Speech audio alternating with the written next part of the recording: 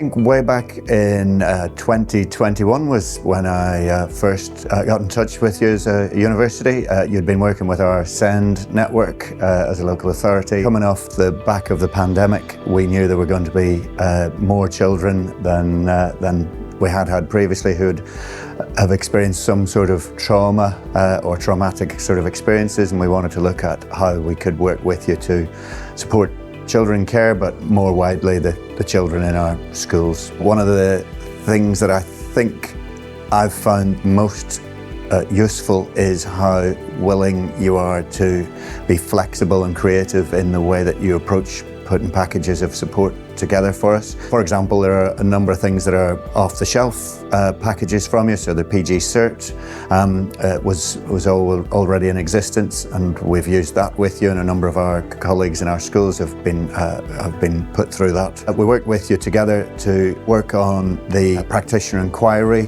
which I know you've now formed into a part of your delivery programme.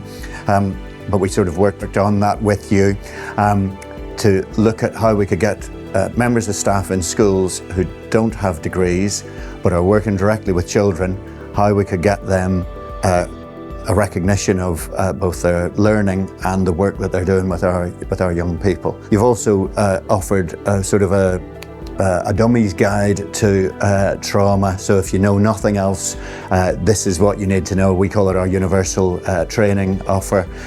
We've offered that free to schools, and you've offered sort of 2-hour, they fit nicely into twilights or into morning or an afternoon of an inset day.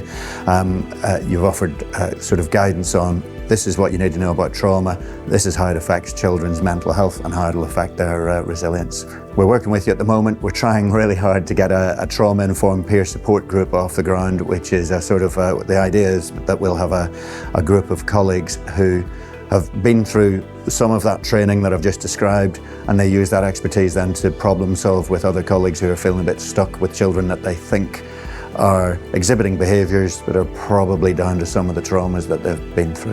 When heads or their pastoral leads contact me looking for support for children who are exhibiting dysregulated behaviours, is that far more than 6 years ago when I first started in this role, I've got people talking to me about, we think this might be coming out of some trauma that the child has experienced.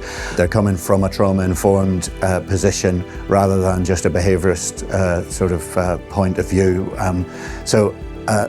We've always had low suspension rates and high attendance rates as a town, but I think this is another leg on the stool, if you like, or another strand on that we've put in to try to help our colleagues who are working directly with children in schools to think about how they think about the behaviours they're seeing in the children that they're working with, and that allows them to be more empathetic, I think. So there's a huge number of staff who've been through the universal training and a growing number who've been through the practitioner inquiry.